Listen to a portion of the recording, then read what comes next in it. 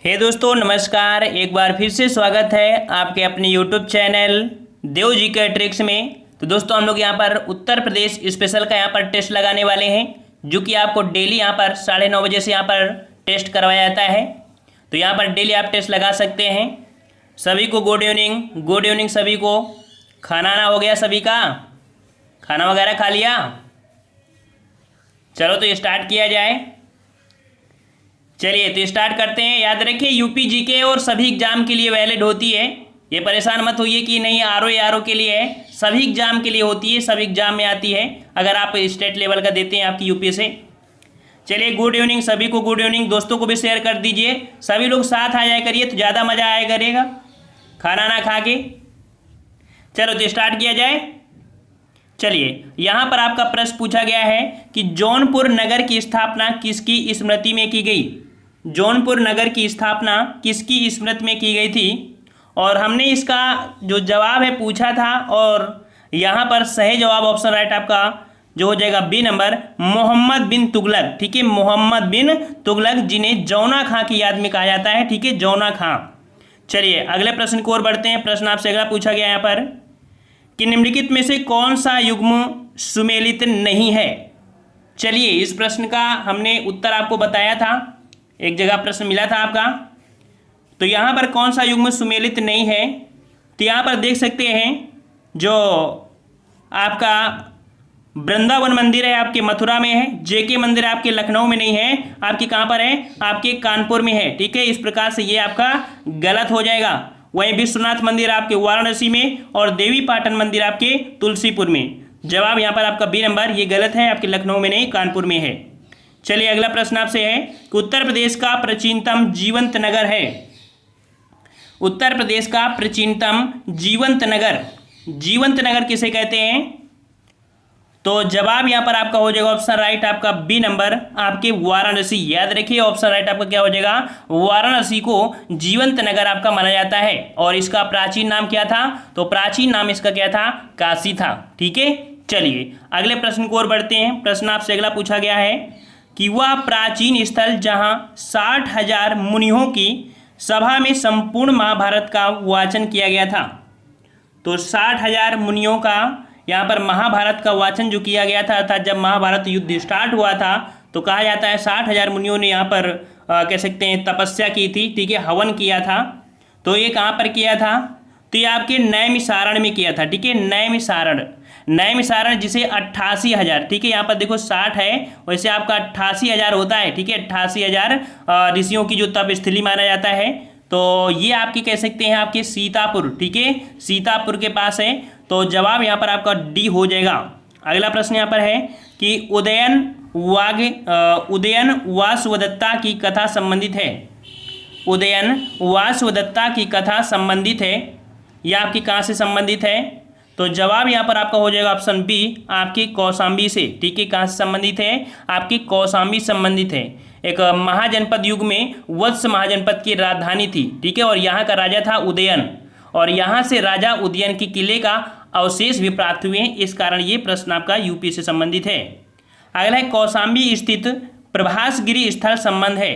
कौशाम्बी स्थित प्रभासगिरी स्थल, तो प्रभासगिरी जो मंदिर है कह सकते हैं जो स्थल है, ये आपके कह सकते हैं कहाँ पर है? तो ये आपके स्थल जो संबंध है किससे? तो ये आपके जैन से संबंधित है। ठीक है, कौशाम्बी स्थित प्रभासगिरी स्थल जो संबंध है ये आपके जैन से संबंधित है। ठीक है, किससे? आपके जैन का प्रमुख केंद्र रहा है। और छठे तीर्थकर जो थे पदम प्रभु थे।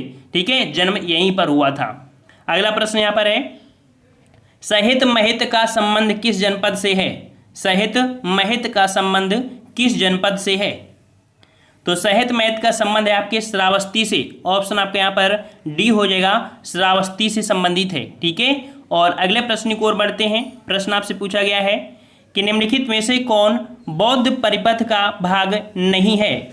बौद्ध परिपथ का भाग नहीं है, मतलब बुद्ध के जीवन से जुड़े क्षेत्र में यहाँ पर कह सकते हैं आपका ऑप्शन आपका थर्ड हो जाएगा संकिसा। ठीक है, संकिसा, और जैसे कि वाराणसी हो गया।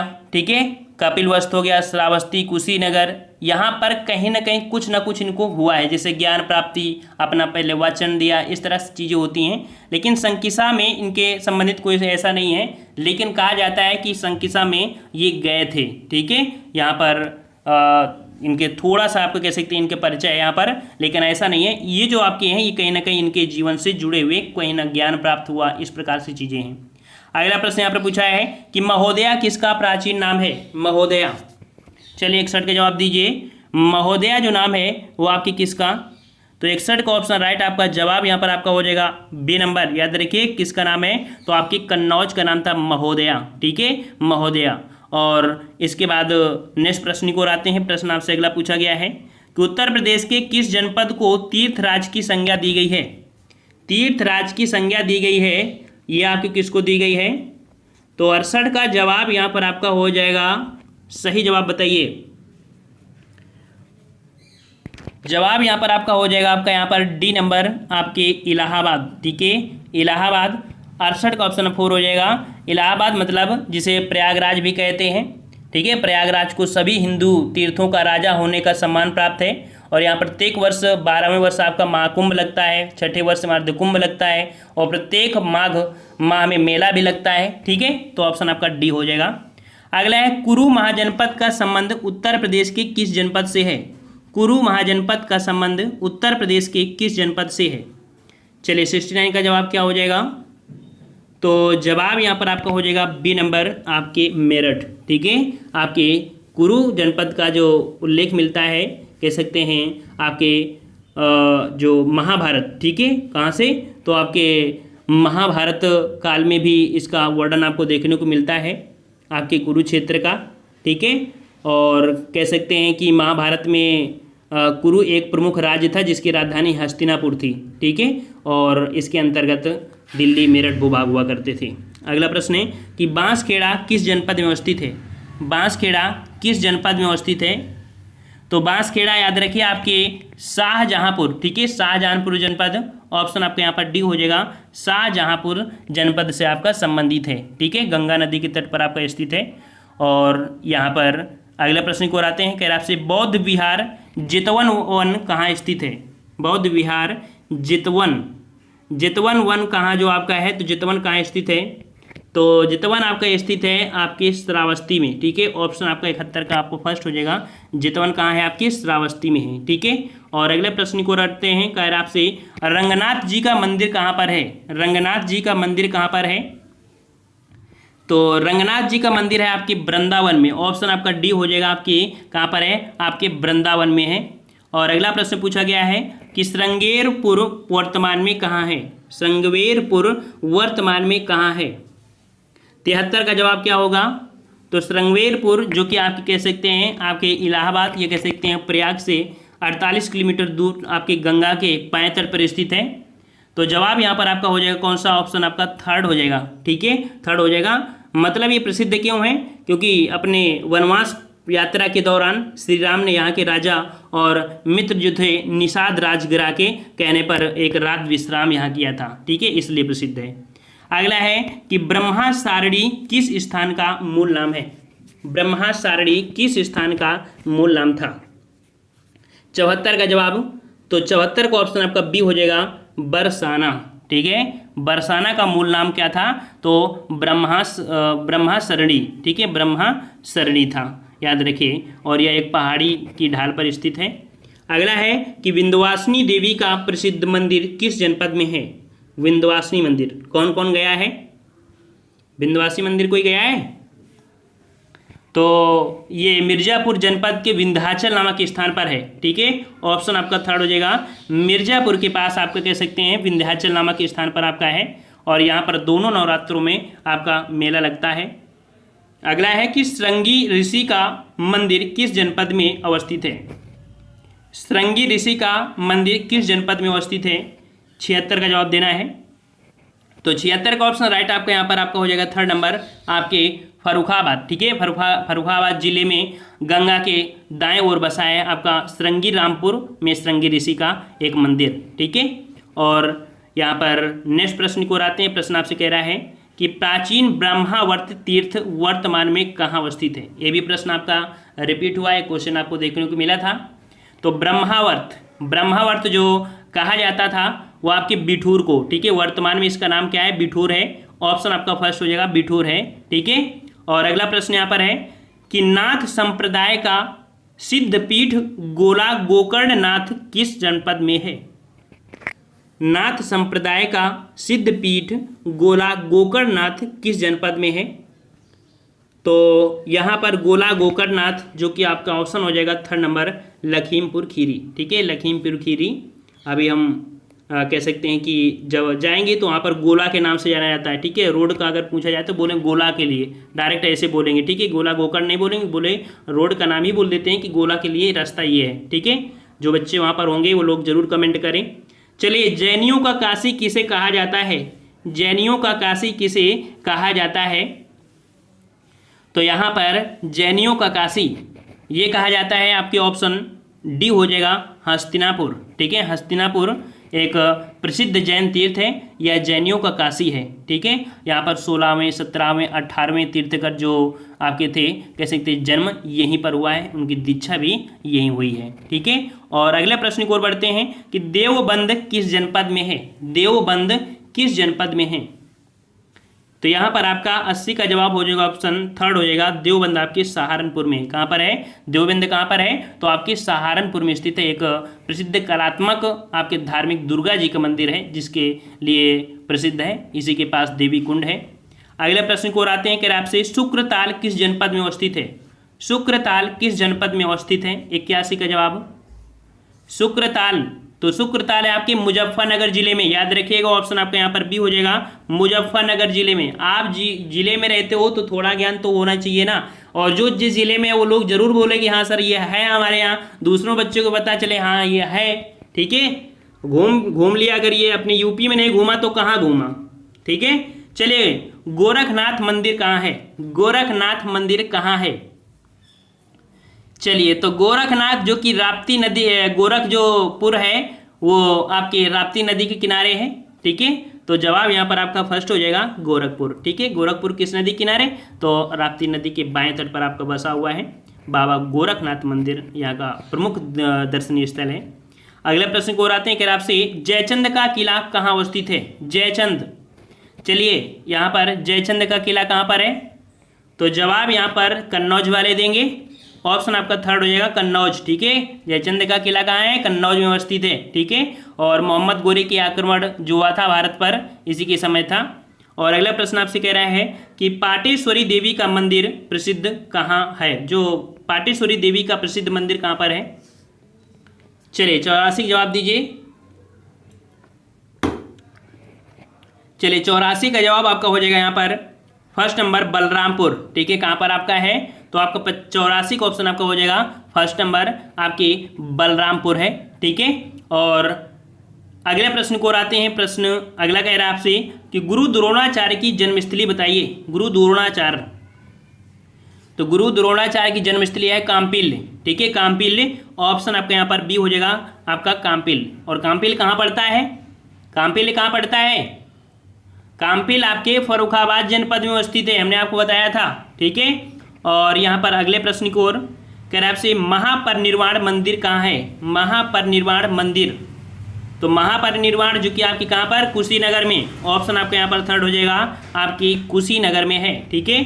अगला प्रश्न है कि बौद्ध विहार शांति उपवन कहाँ है, बौद्ध विहार शांति उपवन कहाँ है। जरूरी वाले प्रश्न आपको पढ़ना है, एक तरफ से बिल्कुल नहीं पढ़ना है, जो जरूरी है वो पढ़ना है यूपी से संबंधित, क्योंकि हिस्ट्री तो आप पढ़ते ही रहते हैं, तो कुछ क्वेश्चन हिस्ट्री से होते हैं वो आपको हम यहाँ पर स्किप कर दिए हैं। तो यहाँ पर आपको यूपी से जो जरूरी है वो यूपी स्पेशल में पढ़ेंगे, जो हिस्ट्री से है तो हिस्ट्री में पढ़ेंगे।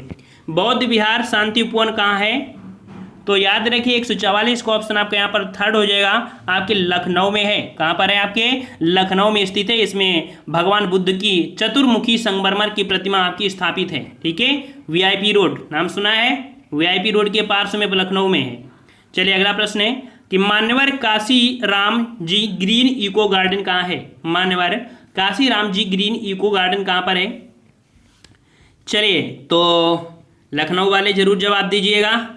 कहाँ पर है? लखनऊ में है। ठीक है, घूम लिया करिए कभी कभी। चलिए अगला है, राष्ट्रीय दलित प्रेरणा स्थल एवं ग्रीन गार्डन कहाँ स्थित है? राष्ट्रीय दलित प्रेरणा स्थल एवं ग्रीन गार्डन। तो जवाब यहाँ पर आपका, यहाँ पर सही क्या होगा, थोड़ा सा परिवर्तन हो जाएगा। ये है आपके गौतम बुद्ध नगर में। ठीक है, कहाँ पर आपके है? आपके गौतम बुद्ध नगर के आपके पास है। ठीक है, नोएडा सेक्टर में आपके पड़ता है। और अगला प्रश्न आपसे पूछा गया है कि डॉक्टर राम मनोहर लोहिया पार्क कहाँ है? डॉक्टर राम मनोहर लोहिया पार्क कहाँ पर है? तो 47 को ऑप्शन आपका जवाब यहाँ पर आपका फर्स्ट हो जाएगा आपके लखनऊ में। ठीक है, लखनऊ में है, मान्यवर श्री काशी राम जी स्मारक के समीप। ठीक है, और अगले प्रश्न की ओर बढ़ते हैं। 147 का ऑप्शन आपका यहाँ पर फर्स्ट हो जाएगा। डॉक्टर राम मनोहर लोहिया पार्क स्थित है, और ये कह सकते हैं मानवर काशी राम स्मारक के पास, तो आप कह सकते हैं इको गार्डन है। ठीक है, इको गार्डन है। चलिए अगला है कि जनेश्वर मिश्र पार्क कहाँ स्थित है? इसका जवाब दीजिए। Janeshwar park 148 number.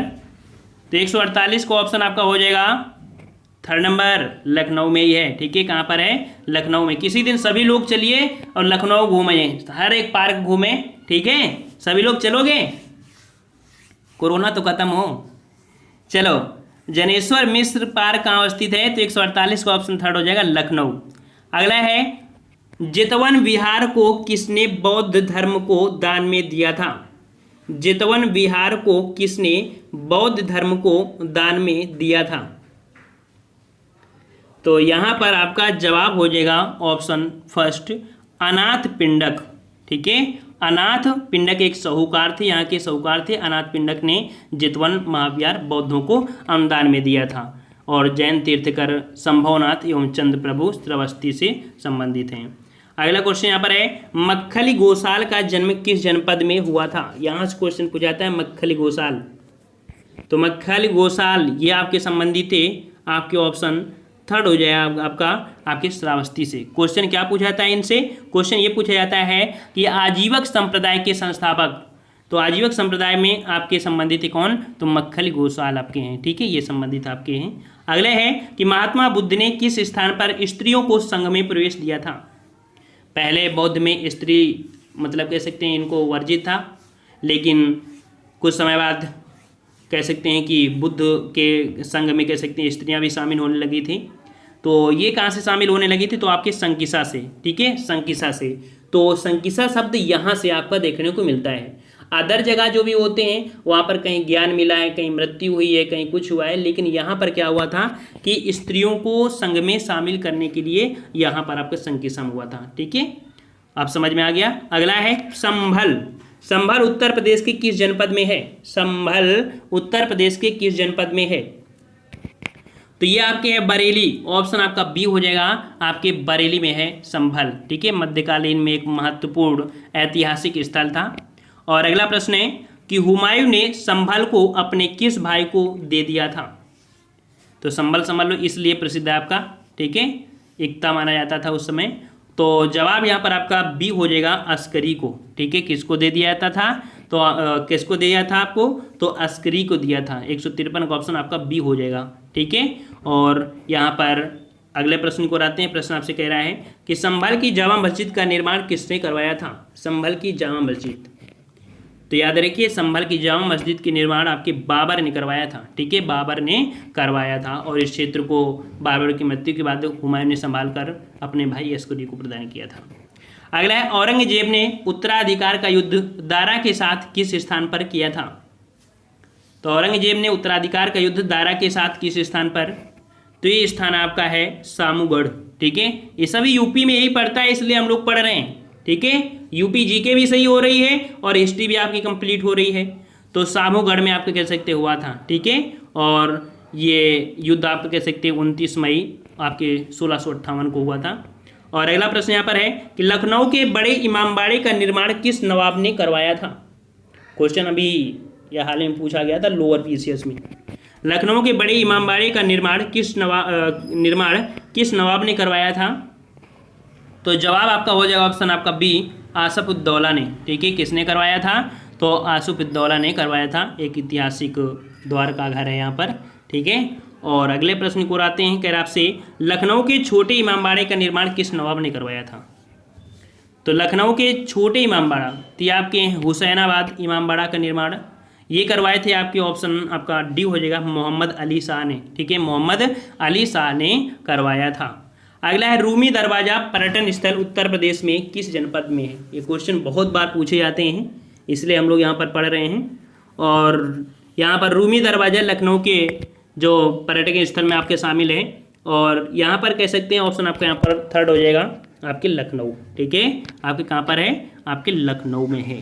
ठीक है, और यहाँ पर अगले प्रश्न को आते हैं, कह रहा आपसे कि बटलर पैलेस पर्यटन स्थल किस जनपद में है। बटलर पैलेस, बटलर पैलेस भी याद रखिए आपके लखनऊ में ही है। ठीक है, लखनऊ में है।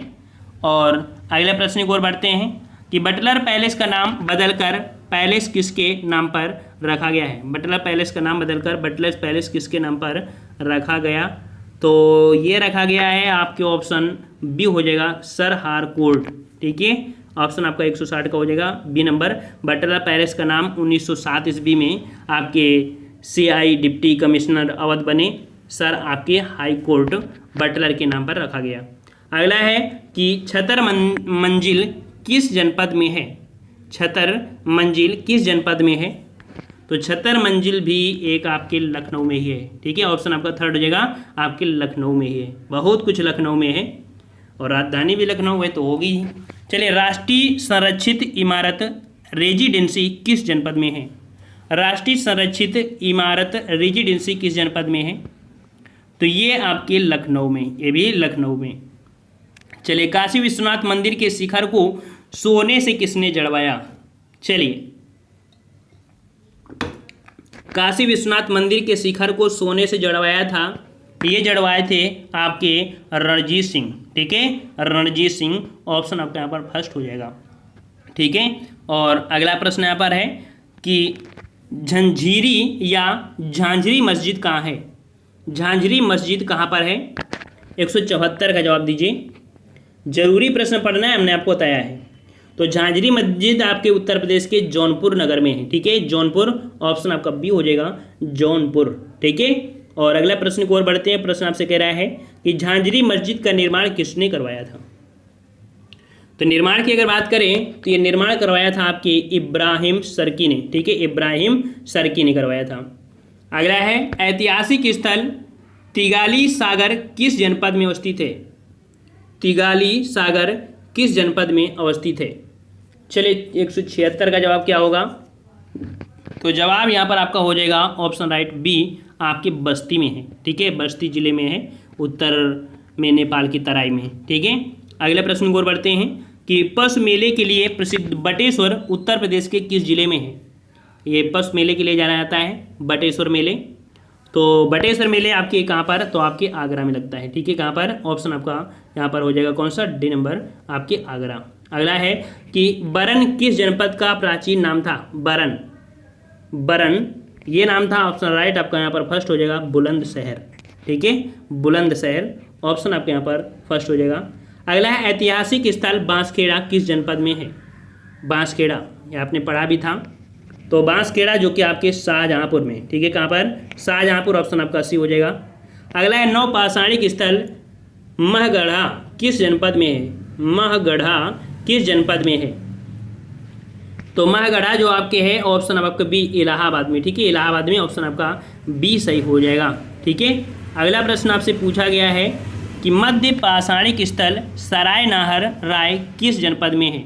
सराय नाहर राय, सराय नाहर राय ये आपके है कहाँ पर, तो प्रतापगढ़ में है। कहाँ पर है, प्रतापगढ़ में है, याद रखिएगा। ठीक है, और अगला है यह ऐतिहासिक स्थल सोहगौरा किस जनपद में है। सोहगौरा किस जनपद में है, तो सोहगौरा ये आपके गोरखपुर जिले में है, ऑप्शन आपका बी हो जाएगा, गोरखपुर जिले में स्थित है। ठीक है, और अगला प्रश्न यहाँ पर दिया गया है, कह रहा आपसे यहाँ पर ऐतिहासिक स्थल चौरी चौरा किस जनपद में है।